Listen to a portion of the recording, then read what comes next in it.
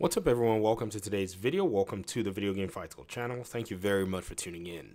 So when I see comments like this, it really is encouraging because even though it confirms what it is that I've been saying, it's encouraging because there are people in the gaming community that are actually looking at the facts. They're not necessarily trying to misconstrue things and are just following it more than anything in a beeline. So for the most part, it's a linear factoring of all of the different events that we've been seeing in the last few years. That's pretty much put PlayStation in the position that it is right now in the market. So shout out to Canton here, and they put a comment on my last video where I said Game Pass is a threat and provides value according to PlayStation. This is from PlayStation's reports that have recently been put out, and it seems like there's more than actually meets the eye. Because once you start to track with what's going on, it appears that PlayStation has pretty much thrived and survived by perception rather than the reality of what it is. So Kenton over here says, first, your games need to be $70. Now the competition is committing the cardinal sin of providing value to customers.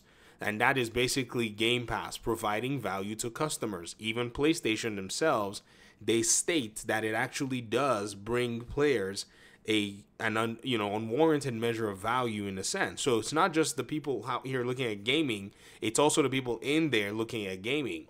Pull the other one, Sony, Jim Ryan is gone for a reason. You gleefully sold PS5s directly to bots for 2 years. Customers have no sympathy that someone is competing with you. How's the Portal selling? Now, these all have correlation to them because we can actually continue the conversation and start asking even much more heavy-hitting questions and start probing to see, why things may be the way that they are. I also remember one of my audience members asking me and saying, what do I think about Nintendo? Do I think Nintendo is also going to be facing a similar, situation in the next near future or maybe further down the line? The reality is everyone is going to face this particular predicament, whether they should expand and how they should expand.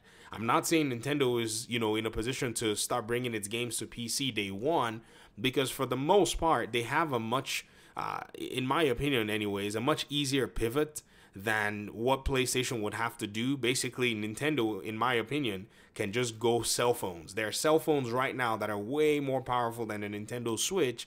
So a mobile pivot is actually way better for them, but they have to be able to make their way into the inroads of Apple and Google before they're able to kind of leverage that, because Apple has its own gaming, segment, but with what's going on with the Epic Games versus Google and so on and so forth, with the Apple Play Store also being, cited within, they might be able to get inroads. PlayStation, however, doesn't have most of its titles that are supported on mobile devices. The Steam Deck is more than likely going to be the only one you can cite, but there's a huge fan base that is actually on the PC side that is not just relegated to the Steam Deck. This is where the conversation goes. And so when we think about all this, you kind of have to ask yourself and say, it appears that the perfect storm has basically been what has been brewing for the longest time. And it will be, in my opinion anyways, a disservice to not let people know that, hey, this is what in the world is going on. Like, basically, PlayStation themselves are now in a very strange place overall. And what we're going to do in this video is we're going to start to look at what I think are the pieces of the puzzle that tell you exactly why it is this company is not prepared for the future of what gaming is going to look like pretty soon. So what are my thought processes? What is actually drawing me to this particular conclusion? Or what are the facts that we have that's making us draw these conclusions, those of us that are out here looking at this? This is from an answer that I gave to one of my audience members who said, I was making it seem like this whole PlayStation situation is much more dire than it needs to be. When in reality, if we look at the facts, like number one, the CFO is taking over the company while the CEO is leaving. And they have no one to actually take on their position, which means that this departure is much more abrupt than, say, one that is planned where they already have things ready to restructure. And so this is very different. The circumstances don't necessarily seem to align with what a big company like this would be.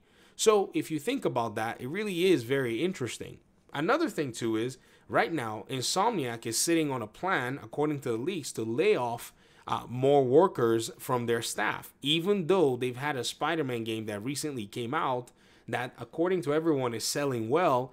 They kind of already see that they're going to need to create room for income and, profits, because before the game breaks even and eventually makes money, it appears that the calendar year would have to have gone a little bit far down the road.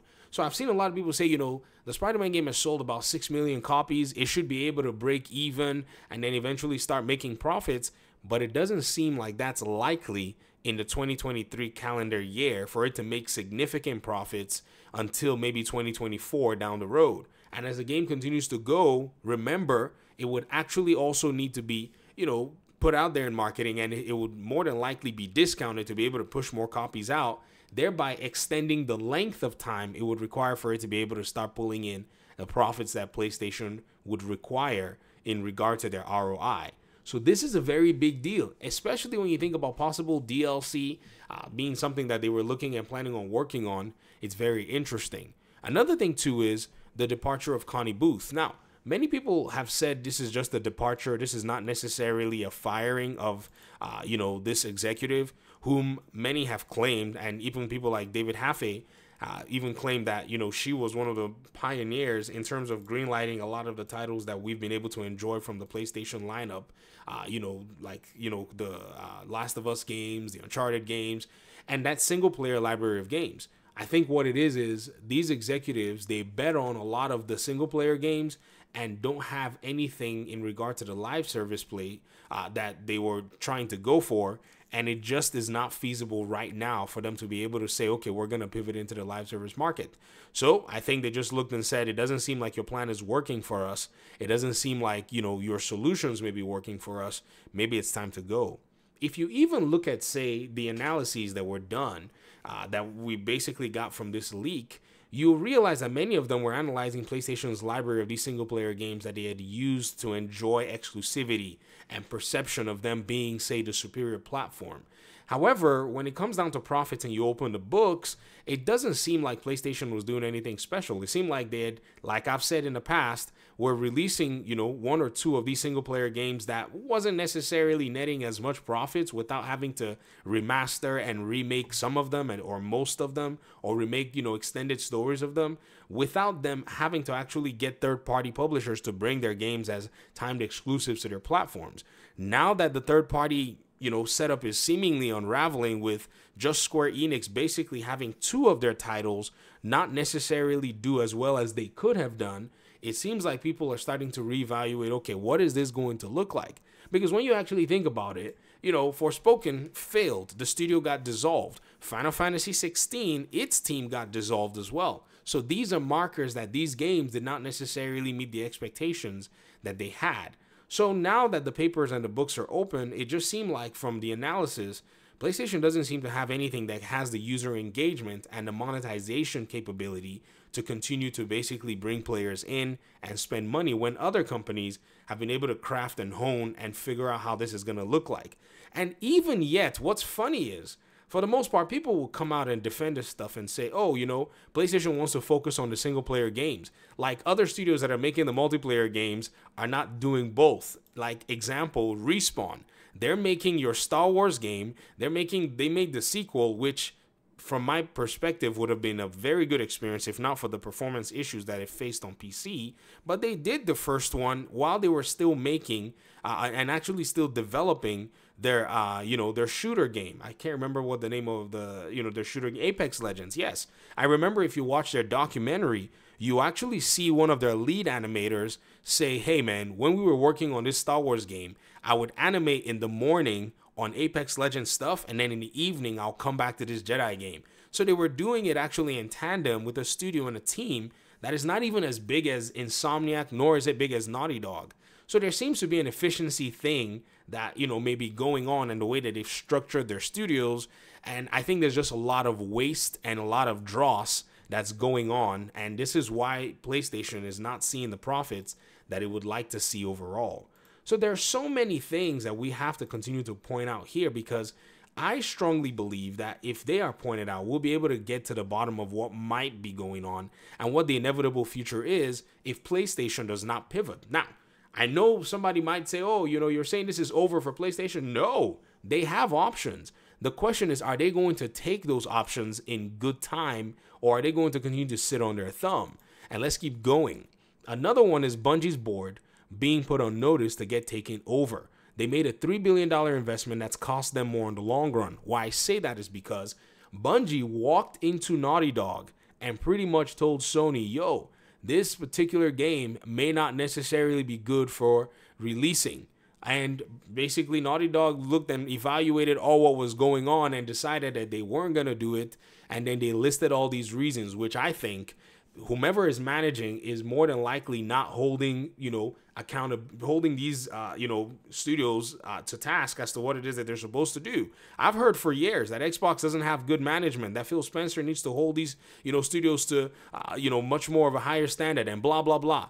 While people have basically, for the most part, forgotten the task of actually making games. So it seems like, the publishers like Ubisoft and their studios that are able to make single player and live service games, like Ubisoft Massive, supporting the Division 2, making the Division 3, making Star Wars game and making an Avatar game, all single player and live service games at the same time with 800 people, and having done, on more. I'm not going to just sit here and say it's only 800 people. They have other studios, but they've actually created the infrastructure to be able to go ahead and do it. Yet it seems like PlayStation wants it, but don't necessarily want to spend the money doing it, because if Naughty Dog realizes that they're going to be supporting a live service game, what that means is PlayStation is going to have to hire to be able to support it.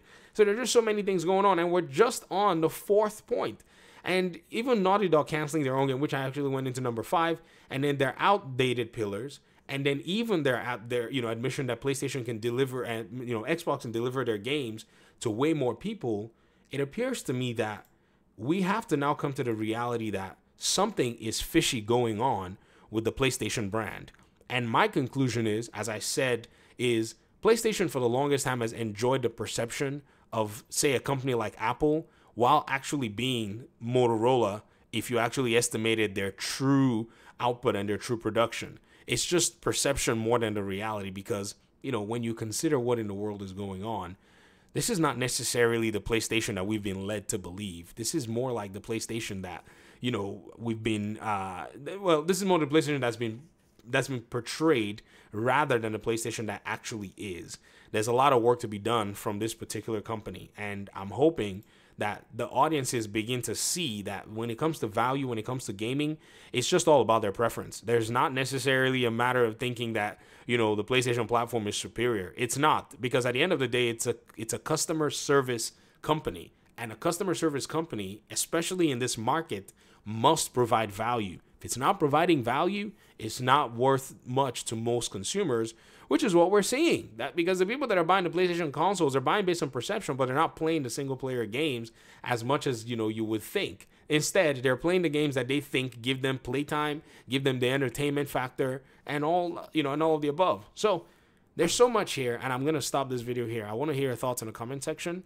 Talk to me. What do you think PlayStation needs to actually do to be able to rectify this issue? I'll talk to you guys in another one. Peace out.